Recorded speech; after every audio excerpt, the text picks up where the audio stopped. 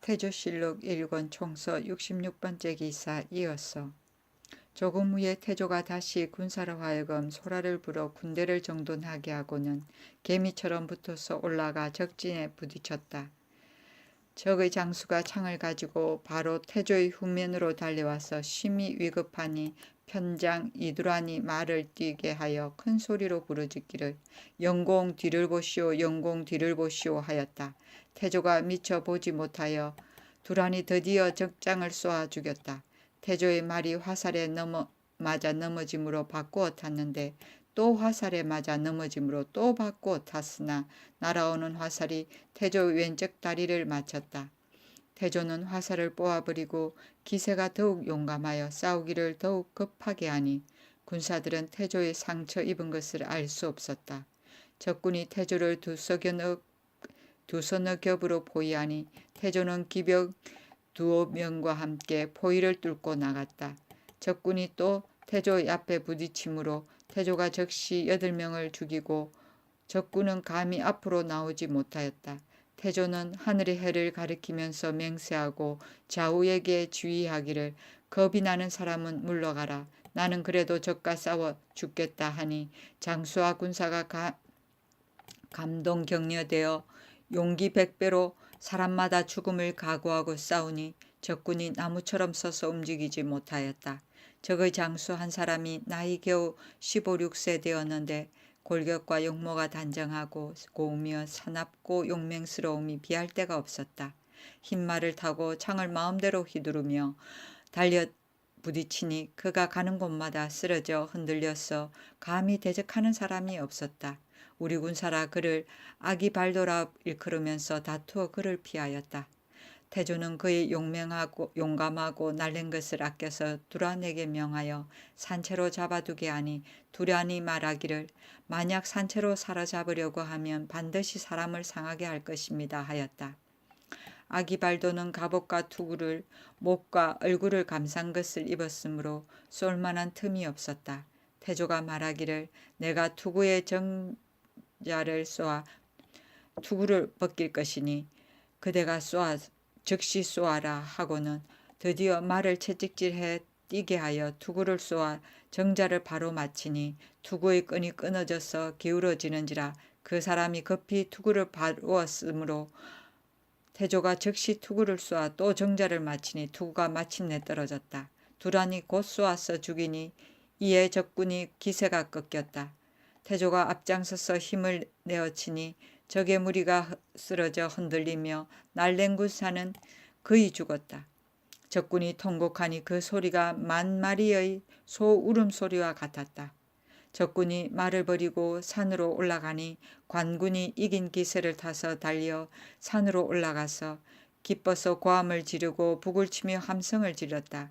소리가 천지를 진동시켜 사면에서 이를 무너뜨리고 마침내 크게 쳐부수었다. 냇물이 모두 붉어 6, 7일 동안이나 빛깔이 변하지 않으므로 사람들이 물을 마실 수가 없어서 모두 그릇에 담아 맑기를 기다려 한참 만에야 물을 마시게 되었다.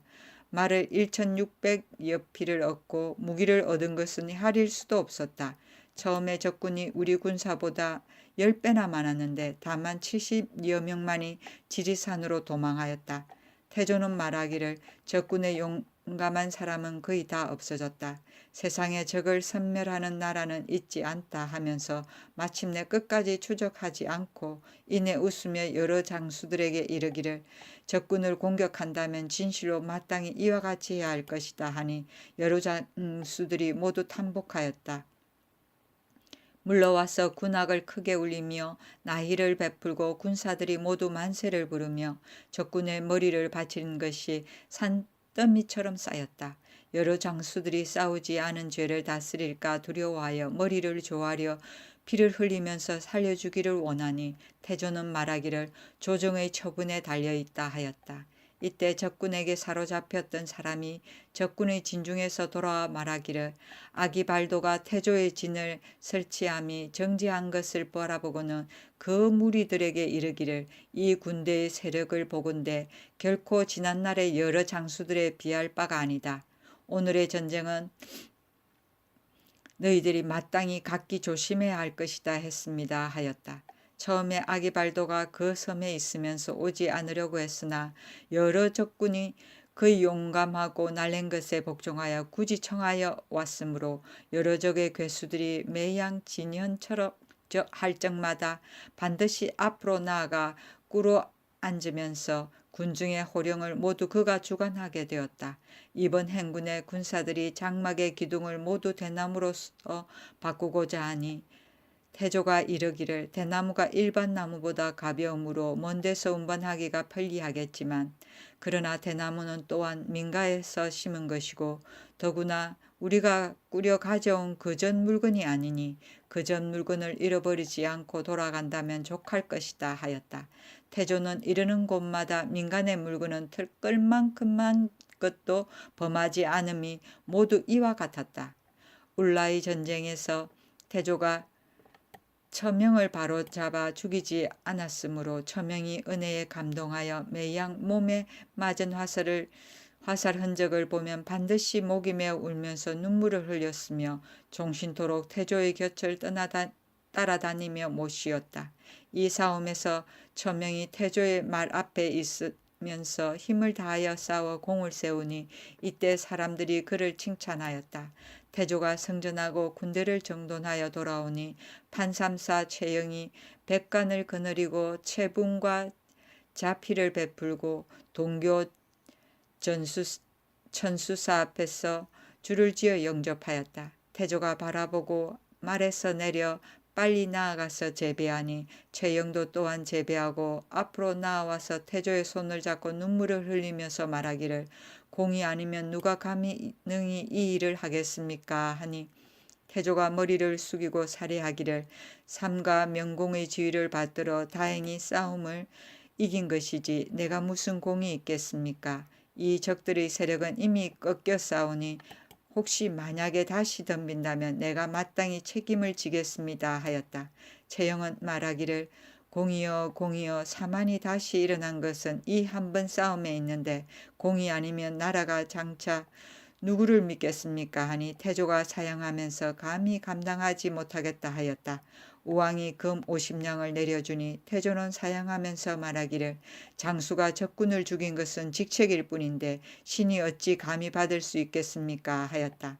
한산군 이색이 시를 지어 치하하기를 적의 용장 죽이기를 썩은 나무 꺾듯이 하니 사만의 좋은 기상이 공에게 맡겨졌네. 충성은 백일처럼 빛나며 하늘의 안개가 걷히고 위험은 창구에 떨침에 바다에 바람이 없도다.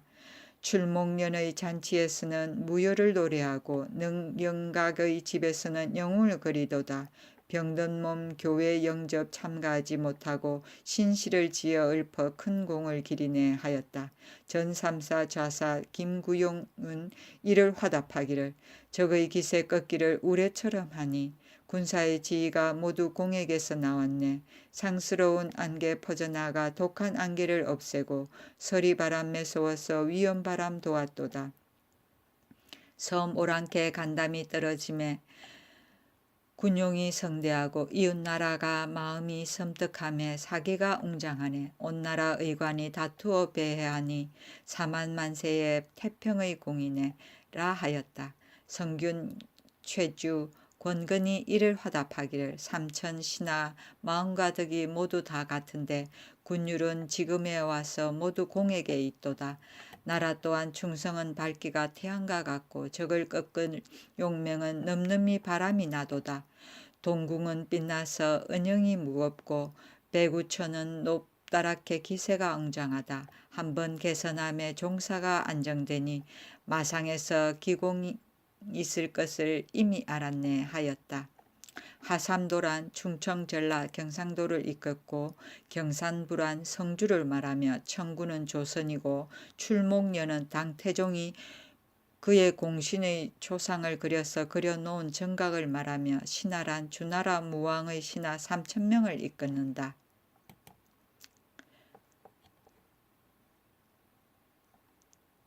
태조실록 1권 총서 67번째 기사. 많은 군사가 태조의 군영에 모여들다 고려 말기에 관에서 군사를 등록시키지 아니하고 여러 장수들이 각기 전무하여 군사를 삼으니 이를 패기라 명칭하였다. 대장 중에 최영, 변안열, 지용수, 우인열 등은 막뇨와 사졸이 뜻대로 되지 않는 사람이 있으면 욕설로 꾸짖어 못하는 말이 없었고 혹은 매질을 가하여 죽는 사람까지 있게 되니 휘하의 군사가 원망하는 사람이 많았다. 태조는 성품이 엄중하고 말이 적었으며 평상시에는 항상 눈을 감고 앉았었는데 바라보기에는 위험이 있으나 사람을 접견할 적에는 혼연히 한 덩어리의 화기 뿐인 까닭으로 사람들이 모두 두려워하면서도 그를 사랑하였다. 그가 여러 장수들 중에서도 홀로 휘하의 사람들은 예절로서 대접했으며 평생에 꾸짖는 말이 없었으므로 여러 장수들과 휘하 사람들이 모두 그에게 소속되기를 원하였다. 태조실록 1권 총서 68번째 기사. 태조가 동군면 도지휘사가 되어 임지로 떠나자 이색이 시를 지어 전송하다. 시무 8년 1382년 임술년 가을 7월 태조를 동분면 도지휘사로 삼았다. 이때 여진 사람 호발도가 동북면의 인민을 사로잡아 가니 태조가 그 도의 군무를 대대로 관장하여 위신이 본뒤부터 나타난 이유로서 보내어 그들을 위로하고 어루만져 주게 하였다. 한산군 이색이 시를 지어 전송했는데 그 시에 송원의 담기가 무신을 뒤덮으니 만리장성이 한 몸에 맡겨졌네. 분주하면서 몇 번이나 다사한 시기를 지냈던고 돌아오면 함께 태평한 날을 즐길 것이네. 지금은 태세가 종사에 관계되는데 하물며 이 선봉은 귀신 같으매라. 양조에 같이 벼슬함에 정이 얕지 않으니 다만 사유리를 지어 가는 것을 전송한다 하였다. 송현이란 태조의 호이다. 태조실록 1권 69번째 기사. 태조가 단주에 침입한 호발도를 격퇴하고 변방을 평안히 할 계책을 올리다. 신우 9년 1383년 개해 8월 호발도가 또 와서 단주를 침공하니 부만호 김동불하가 외적과 내용하여 재화를 다 가지고 고의로 뒤에 있다가 짐지 적에게 잡히었다. 상만호 유격과 청주 상만호 황희석 등이 여러 번 싸웠으나 모두 패전하였다. 이때 이두란이 모상으로 인하여 청주에 있었는데 태조가 사람을 시켜 불러 이르기를 국가의 일이 급하니 그대가 상복을 입고 집에 있을 수가 없다. 상복을 벗고 나를 따라오라 하니 두란이 이에 상복을 벗고 절하고 울면서 하늘에 고하고 활과 화살을 차고 태조를 따라갔다. 호발도와 길주평에서 만났는데 두란이 선봉이 되어 먼저 그와 싸우다가 크게 패하여 돌아왔다. 태조가 조금 후에 이르렀는데 호발도는 두꺼운 갑옷을 3겹이나 입고 붉은 털옷을 껴 입었으며 흑색 앞말을 타고 진을 가로막아 기다리면서 속으로는 태조를 깔보아 그 군사는 남겨두고 칼을 빼어 앞장서서 달려오니 태조도 또한 단기로 칼을 빼어 달려나가서 칼을 휘두르며 서로 쳤으나 두 칼이 모두 번득이면서 지나쳐 능히 맞히지 못하였다. 호발도가 미쳐 말을 타기 전에 태조가 급히 말을 돌려 활을 당겨 그의 등을 쏘았으나 갑옷이 두꺼워 화살이 깊이 들어가지는 않는지라 또 그의 말을 쏘아 꿰뚫으니 말이 넘어지는 바람에 호발도가 땅에 떨어졌다. 태조가 또 그를 쏘려고 하니 그 휘하에 군사들이 많이 몰려와서 그를 구원하고 우리 군사들도 또한 이르렀다. 태조가 군사를 놓아 크게 적군을 쳐부수니 호발도는 겨우 몸을 피해 도망해갔다.